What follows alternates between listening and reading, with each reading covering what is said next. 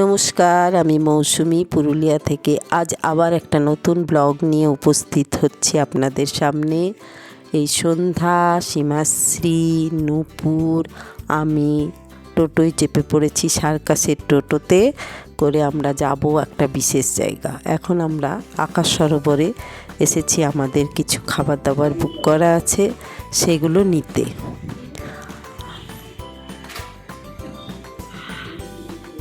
খাবার নেওয়া হলো, ওই টোটো দাঁড়িয়ে আছে। আমরা খাবার দাবার জল সব কিছু নিয়ে টোটোতে চেপে পড়লাম। আমাদের সুজাতাদির মেয়ের বিয়ে ঠিক হয়েছে, আমরাও তো সব মাসি, ওকে একটু তো আইবুড়ো ভাত খাওয়াতেই হবে। তাই আজকে আমরা সবাই একসঙ্গে জড়ো হব। এই যে সামনেই বাড়িটা দেখছেন, এটা একটা হেরিটেজ বিল্ডিং। এটা দেশবন্ধু চিত্তরঞ্জন দাসের মাসির বাড়ি ছিল। কি সুন্দর বাড়িটা, দারুণ লাগছে পরিবেশটা। চারিদিকে আম, কাঁঠাল ও নানান রকম গাছে ভরা। এই বাড়িটা দেখে আলাদা একটা আনন্দ তৈরি হচ্ছে। আর চারিদিকে কি ফুলের গাছ, মন ভরে যাচ্ছে। মনে হয় তিতলিরও খুব আনন্দ হবে। তিতলি মানে হচ্ছে সুজাতাদির মেয়ে, ওরও নিশ্চয়ই এইখানে এসে মাসিরা সব আইবুড়ো ভাত খাওয়াবে, খুব আনন্দ পাবে। তাই আজ এই আয়োজন। গান আসলে গাছের মতো, বুক যেখানে মাটি, সুরগুলি তার শেকড়, হৃদয়ে আসন পরিপাটি। এই জীবনের সবটুকু সেই শিকড় দিয়ে ছুঁলে গাছ ভরে যায় তারার মতো গানের ফুলে ফুলে। এই ভালোবাসার শেকড় দিয়ে যদি আমরা সমস্ত আনন্দগুলোকে উপভোগ করি, তাহলে সব কিছু আনন্দে ভরে যায় আমাদেরও। এখন আমরা ওই বাড়িটার ভেতরে ঢুকে গেছি, যেখানটা আমরা বুক করেছি, যে রুমটা, সেখানে।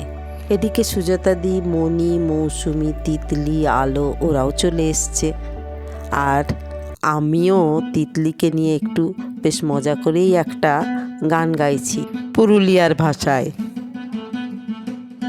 রূপসাগরে রূপালি তুই ডিহিক ডিহিক চলা, কাজিলা চোখে লাগিছে তোকে ঝলসা কিরণ মালা। তুই রূপসাগরে রূপালি তোর ডিহিক ডিহিক চলা, কাজিলা চোখে লাগিছে তোকে ঝলসা কিরণ মালা। তোর কুচি পরা সবুজ শাড়ি আড়ে আড়ে ভালা, কাজিলা চোখে লাগিছে তোকে ঝলসা কিরণ মালা। আজ কাজিলা চোখে লাগিছে তোকে ঝলসা কিরণ মালা, আজ কাজিলা চোখে লাগিছে তোকে ঝলসা কিরণ মালা।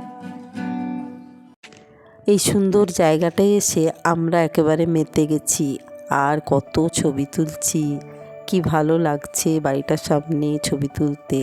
আর কত যে ফুলের গাছ, কি বড় বড় ডালিয়া ফুল ফুটেছে, কি ভালো লাগছে। আর বাড়িটার ভেতরে কি সুন্দর সব পুরনো পুরনো ফার্নিচার, যেগুলো আজকাল আর দেখাই যায় না। এই ফার্নিচারগুলোর মধ্যেই একটা আলাদাই আভিজাত্য রয়েছে, তাই না?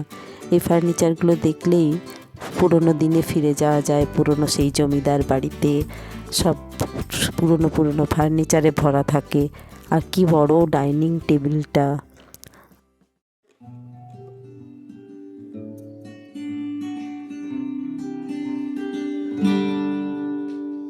গায়ে আমার পুলাপ লাগে চোখে ঘনায় ঘোর, গায়ে আমার পুলাপ লাগে চোখে ঘনায় ঘোর।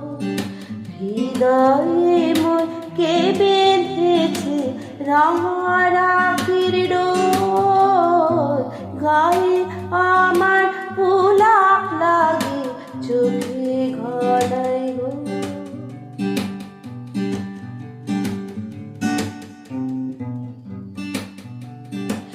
আজকে আকাশ তলে জলে স্থলে ফুলে ফলে, আজকে আকাশ তলে জলে স্থলে ফুলে ফলে।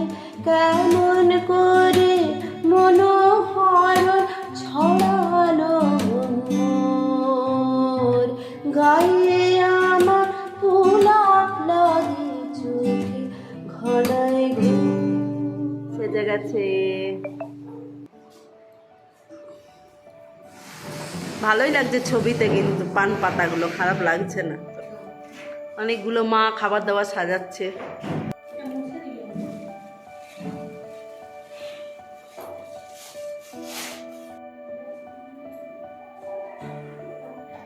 কি সুন্দর আইবুড়ো ভাতের থালা সাজানো হয়েছে, কি ভালো লাগছে।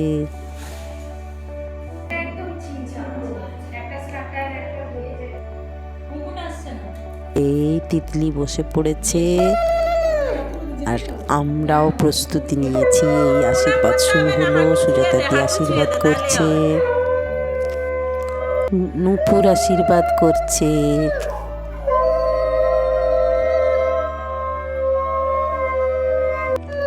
এই সীমাশ্রী আশীর্বাদ করছে।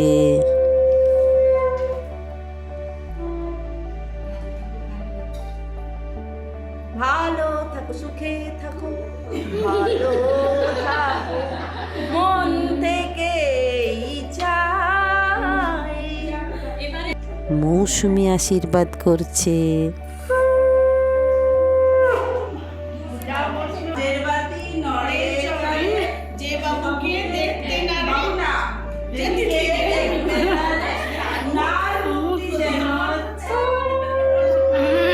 এ তো আমি আশীর্বাদ করছি, আর এই সন্ধ্যা আশীর্বাদ করছে।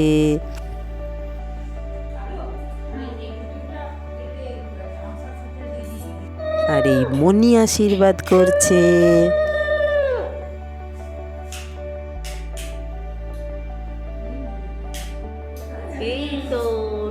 মৌসুমীর মেয়ে আলো বসেছে তিতলির পাশে আইবুড়ো ভাত খেতে। ওরও সুসংবাদটা যেন তাড়াতাড়ি পাই, আমাদের তাই ইচ্ছে। আমরাও সবাই বসে পড়েছি, সুন্দর একটা আয়োজন। এই চারটা আমি নিলাম তোমার।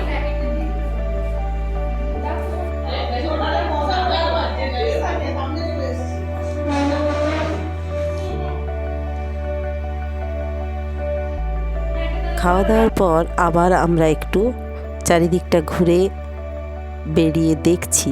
আমাদের এই বয়সে এসে এই বন্ধুর সান্নিধ্যটা খুব আনন্দের, কারণ এখন সবাই যে যার নিজের নিজের সংসার সামলে, ছেলে মেয়েদেরকে সামলে, তাদেরকে ঠিকঠাকভাবে রেখে এই বন্ধুত্ব বজায় রাখা চারটিখানি কথা নয়। এই বন্ধুত্বের বন্ধনটাই খুব আনন্দের। কোনো স্বার্থ থাকে না এই বন্ধুত্বের বন্ধনে, শুধুই থাকে আনন্দ।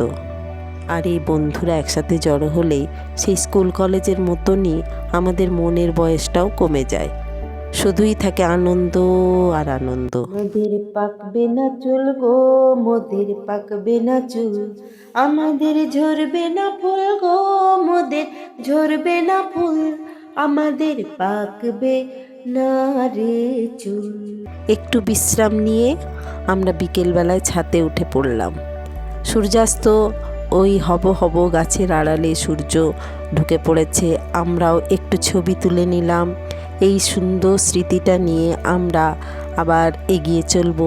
এবার এই সুন্দর বাড়িটা দেখতে দেখতে আমি আমার ব্লগটা আজ এখানেই শেষ করছি। আমার ব্লগ ভালো লেগে থাকলে প্লিজ লাইক, শেয়ার, সাবস্ক্রাইব করবেন।